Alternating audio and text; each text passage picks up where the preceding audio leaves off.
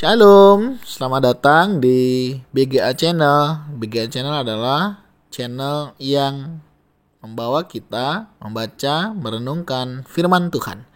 Mari sebelum kita membaca dan merenungkan firman Tuhan, kita berdoa. Tuhan, terima kasih, kami mengucap syukur untuk kasih setiamu di dalam hidup kami. Kami bersyukur kalau hari ini kami boleh ada sebagaimana kami ada, itu semua karena kasih dan kemurahan-Mu. Sebentar kami akan membaca dan merenungkan firman-Mu, berfirmanlah dan biarlah kami mengerti apa yang menjadi kehendak-Mu di dalam hidup kami. Kami berdoa di dalam nama Tuhan Yesus Kristus, haleluya, amin. Ayat firman Tuhan hari ini terambil di dalam kitab Injil Markus pasalnya yang ke-9, ayatnya yang ke-33 hingga ayatnya yang ke-37. Saya akan membacakan ayat 35 dan 37. Lalu Yesus duduk, memanggil ke-12 murid itu, katanya kepada mereka, "Jika seorang ingin menjadi yang terdahulu, hendaklah ia menjadi yang terakhir dari semuanya dan pelayan dari semuanya." Ayat 37, "Barang siapa menyambut seorang anak seperti ini dalam namaku, ia menyambut aku. Dan barang siapa menyambut aku, bukan aku yang disambutnya, tetapi dia yang mengutus aku." Amin. Demikianlah firman Tuhan. Mari kita merenungkannya. Bapak Ibu Saudara yang dikasihi dan mengasihi Tuhan, perikop yang menjadi bacaan kita hari ini berbicara tentang siapa yang terbesar di antara para murid. Peristiwa ini terjadi satu saat ketika Yesus dan murid-muridnya berada di Kapernaum. Ya, pada saat Yesus sudah di rumah, ia bertanya kepada murid-muridnya apa yang mereka perbincangkan di tengah jalan. Jadi pada saat di perjalanan, murid-muridnya ini mendiskusikan satu bahan diskusi. Kira-kira diskusinya itu lebih mengarah tentang siapa yang terbesar di antara mereka. Kenapa sih mereka membahas tentang siapa yang terbesar? Ya, pahamlah kita. Tentunya karena mereka mempertanyakan siapa sih kira-kira nih ya. Kalau mereka yang terbesar, artinya mereka lah yang nanti mungkin menjadi wakilnya Tuhan. Mereka yang akan menjadi wakilnya Yesus. Nah, nanti kalau Yesus sudah tidak lagi memimpin, paling tidak mereka akan jadi pemimpin. Sesuatu yang wajar, sesuatu yang umum, seseorang itu ingin menjadi seorang pemimpin. Ya, karena tentunya ada banyak hal ketika seseorang itu menjadi pemimpin. Bisa menjadi pusat perhatian, bisa memberikan suara yang lebih, dan mungkin lain sebagainya. Itu yang menjadi pemikiran mereka. Nah, ternyata pemikiran ini seharusnya tidaklah demikian. Kenapa? Karena Yesus itu menolak hidup yang berpusat pada sendiri. Ya, pada diri sendiri. Ya, seperti apa yang dilakukan oleh para murid. Hasrat kekuasaan kerap menjauhkan kita itu dari Allah, sesama dan dunia. Ketika seseorang sudah melihat pada dirinya sendiri, merasa dirinya baik, merasa dirinya lebih hebat, merasa dirinya lebih dari segala sesuatunya, itu adalah bahaya laten yang sangat berbahaya di dalam hidup kita. Menarik yang Yesus sampaikan. Jika seseorang ingin menjadi yang terdahulu, hendaklah ia menjadi yang terakhir dari semuanya dan pelayan dari semuanya. Nah, inilah keunikan kita di dalam kekristenan. Siapa sih yang tinggi? Ya, mereka yang melayani.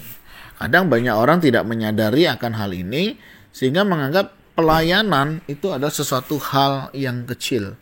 Tidak, melayani adalah sesuatu yang besar. Karena apa? Karena setiap orang cenderung, setiap orang itu lebih cenderung ingin dilayani ketimbang melayani. Ya, siapa sih yang tidak ingin dilayani ya?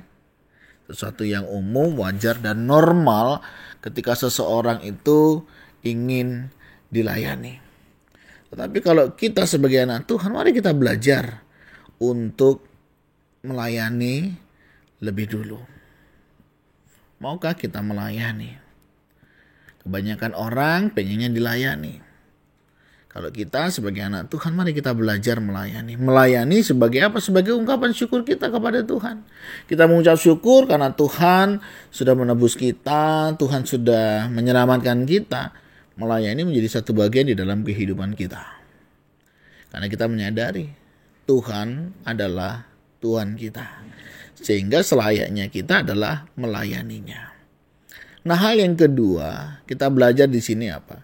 Yesus mengundang semua murid-muridnya untuk memasuki sebuah model kemanusiaan baru, yaitu bersedia belajar dan meneladani dari yang paling kecil di sekeliling kita. Menghayati kedekatan bersama dengan Allah, ya, dengan mendekat kepada makhluk yang terkecil. Seseorang tidak akan pernah bisa menjadi seorang pemimpin yang matang dan berkualitas jika ia tidak memulainya dari hal-hal kecil. Saat itu Yesus mengambil seorang anak kecil, menempatkannya di tengah-tengah mereka. Dan Yesus berkata, barang siapa menyambut seorang anak seperti ini dalam namaku, ia menyambut aku. Dan barang siapa menyambut aku, bukan aku yang disambutnya, tetapi dia yang mengutus aku. Hal ini mengingatkan kita tentang bagaimana kita bersikap terhadap hal-hal yang kecil. Kita diajak peduli, memperhatikan, dan tentunya ini menjadi bagian kita. Seseorang yang akan dipercayakan untuk perkara yang besar, biasanya mereka akan dipercayakan dari hal-hal yang kecil. Nah, bagaimana dengan kita hari ini? Apakah kita cukup memperhatikan hal-hal yang kecil? Misalnya kita yang sudah melayani, bagaimana kita memperhatikan hal-hal kecil? Dengan mempersiapkan diri, berdoa, meminta pimpinan daripada Tuhan. Hal ini mungkin kecil, bahkan mungkin sepele. Tapi jika hal ini tidak kita lakukan, maka sejatinya kita sebenarnya tidak mempersiapkan diri kita melayani dengan baik.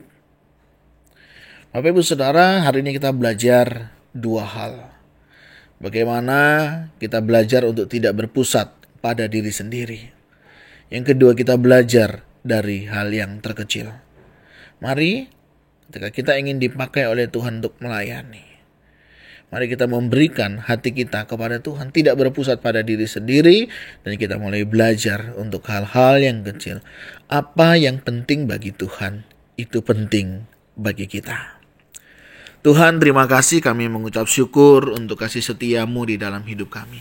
Hari ini kami belajar diingatkan untuk kemurnian motivasi kami di dalam melayani. Ketika kami mulai sombong rohani, ketika kami merasa diri kami lebih baik dari orang lain, ketika kami merasa kami lebih bisa melayani Tuhan, ampuni kami Tuhan. Terlebih ketika kami berpusat pada diri sendiri, ingin diakui, ingin dipuji, ingin menjadi pusat perhatian bagi orang lain, ampuni kami ya Tuhan. Tolong kami sembunyikan di balik salib-Mu. Tuhan, ajari kami juga belajar peduli kepada hal-hal yang kecil. Ketika kami mempersiapkan diri dalam melayani Engkau, ketika kami boleh memberikan diri kami untuk dibentuk oleh Tuhan, ajar kami ya Tuhan.